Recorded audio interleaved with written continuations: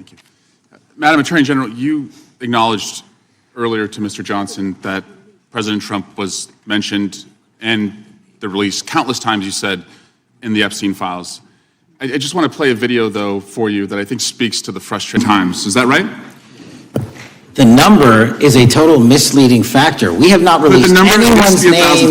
We have not released anyone's name in the Epstein files that has not been credible. Director, could it at least be 1,000 times? We have released every piece of legally permissible information. Okay, you can characterize the numbers however you want it. I'm claiming my time, Director.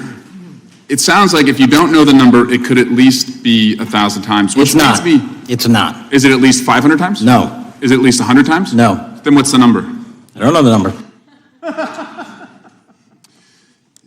I understand why the victims are frustrated, and the Attorney General acknowledged what Mr. Patel would not acknowledge, that it was way more than 1,000 times. But I want to move, Madam Attorney General, to weaponization of government. And yesterday it was reported that 6 members of Congress had indictments sought against him, and they were not returned by a grand jury.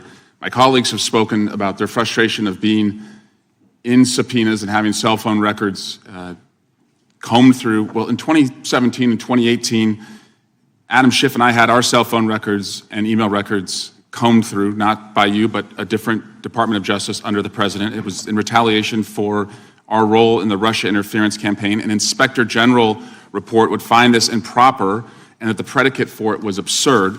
In 2020, after sitting on 2 committees that were a part of the President's first impeachment, an FBI agent leaked my cooperation in a national security case where my campaign was targeted. The President's FBI senior leadership authorized 2 statements to the press that said I was never suspected of wrongdoing and only helped the investigation. But that didn't stop the death threats or my GOP colleagues from referring me to an ethics investigation where Kevin McCarthy's chairman on the ethics committee would find the same thing as the FBI.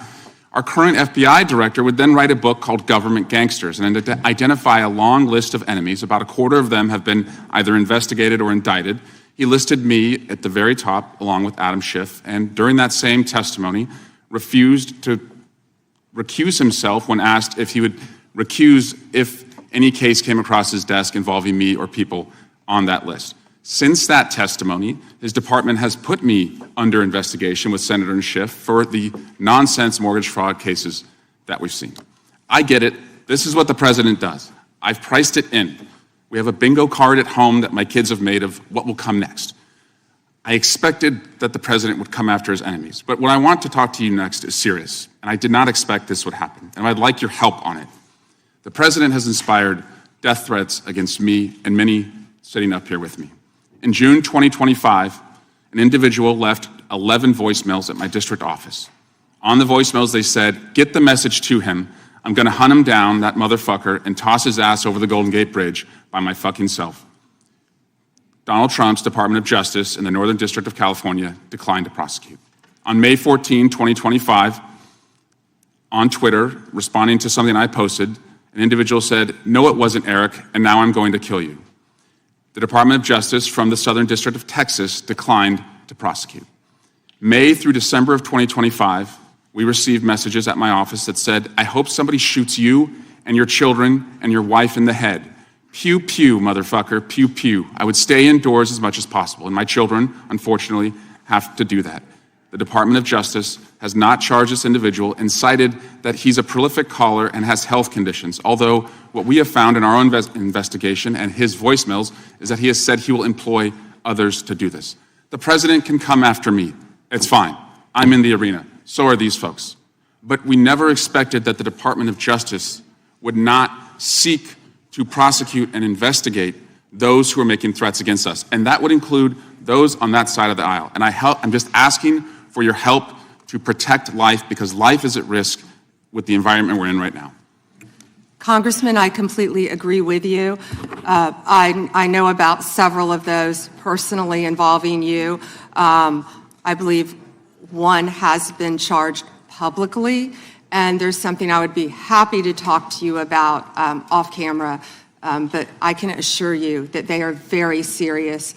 They are being looked into, and I can give you more details on those. None of you should be threatened, ever. None of your children should be threatened. None of your families should be threatened. And I will work with, you can come into my office any day. I will work with all of you on both sides of the aisle if you are ever threatened. And I'll gladly talk to you after this hearing about your cases. But I can tell you some of them are very active. Appreciate that. And I yield back. Gentleman yields back, and we're sorry for what the gentleman and his family have had to go through. We appreciate what the Attorney General said, and I think some of the things that the gentleman from California related, we can all relate to, and it's unfortunate, it's wrong, as the Attorney General said, and we appreciate the help we get from the Justice Department. With that, we will now recognize the gentleman from New Jersey, Mr. Van Drew. Thank you, Chairman. I don't know where to begin. Thank you for being here, General. You might see me when I'm right in front of you. I have to mention this first. You know, I used this word before, and my friends on the other side of the aisle got mad at me, but hypocrisy. Epstein, Epstein, Epstein. But for years on the other side of the aisle, we heard nothing. Crickets, not a word. Nothing was said when they were in control.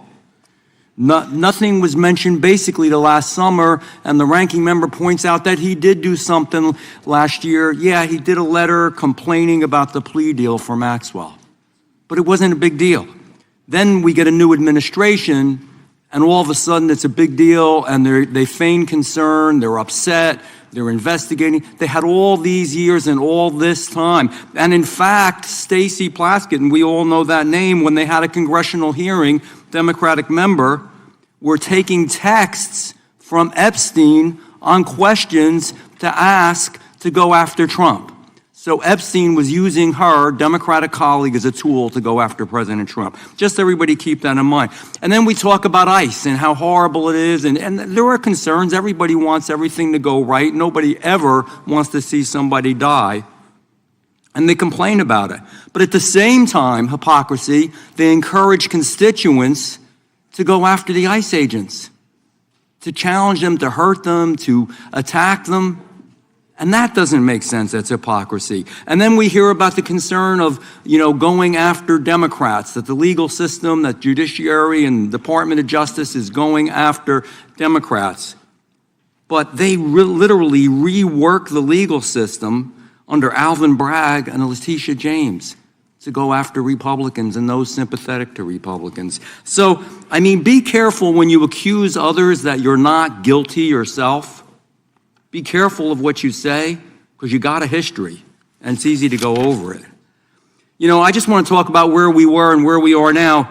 We had over 10 million illegal crossings in the past between 2020 and 24. Over 10 million. There's probably a much bigger number. I'm being conservative. We were told the people weren't dangerous, but they were, General. They were dangerous, many of them. More than 300 individuals on the terror watch list during that time. Violent criminals came across, as we saw consequences where mothers and fathers, daughters and sons, children were raped, murdered, hurt, abused, beaten, trafficked, all from the drugs. My God, the drugs they brought into our babies in this country. 73,000 illegals with criminal histories, 20,000 with convictions of assault, robbery, and sex offenses, 13,000 convicted murderers in our beautiful offenders. It was madness. It was insanity. It's bizarre. It was madness. It was insanity. It's bizarre. It's perverse. What in God's name were you doing? So we finally are cleaning this up now. We're finally trying to make it right and safe for our people. So my questions are this. General, do you believe in removing criminal illegal aliens from our communities will save American lives? Yes, and given the cases that you just discussed, that's proof of it every single day. President Trump is committed to that. This entire cabinet is committed to that and making and keeping Americans safe. Thank you. Would you agree that, and thank you for doing that, would you agree that allowing individuals with known criminal histories to enter and remain in the United States, we knew this back then, they knew it. Would you agree that creates serious risks to our public safety? I know the answers, but let's just say them clearly. Yes. Would you agree that when dangerous individuals are released instead of detained, and they were released over and over and over again, and these are the real issues. This is really what America cares about. They want their children and their families to be safe. Do you think if you release them instead of detaining them, that crimes will happen because of that? Absolutely. Would And you it agree that, has. I'm sorry. And it did. And it did. Thank you. Would you agree that cooperation between, and this is a biggie, and I'm going to ask you to elaborate on this. This is a big deal. This is why some of the problems we're seeing in some of the places like Minnesota are happening. That cooperation between federal and local enforcement, which we always used to have, helps remove violent offenders from our communities, that we should be a team. Yes. And can you elaborate on that a little bit? In other words, when the local enforcement is forced by the politicians, not their fault, not to do their job and not cooperate, why does it create the situations that we see where we have need for crowd control? By the way, they're not peaceful. Those are not peaceful protesters. We know what a peaceful protester is. When you spit on law enforcement, when you push them, when you hit them, when you beat their car. If you can answer the question, thank you. Gentleman's time's I'll expired. yield back. You may answer the question. Thank you. Yes, I spent 4 days myself in Minnesota, in Minneapolis.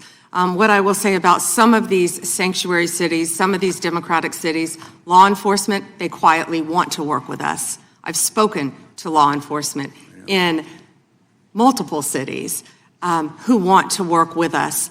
And yes, we're going to do everything we can to keep our citizens safe, whether or not these Democrat-controlled sanctuary cities do or don't. And damn it, that's what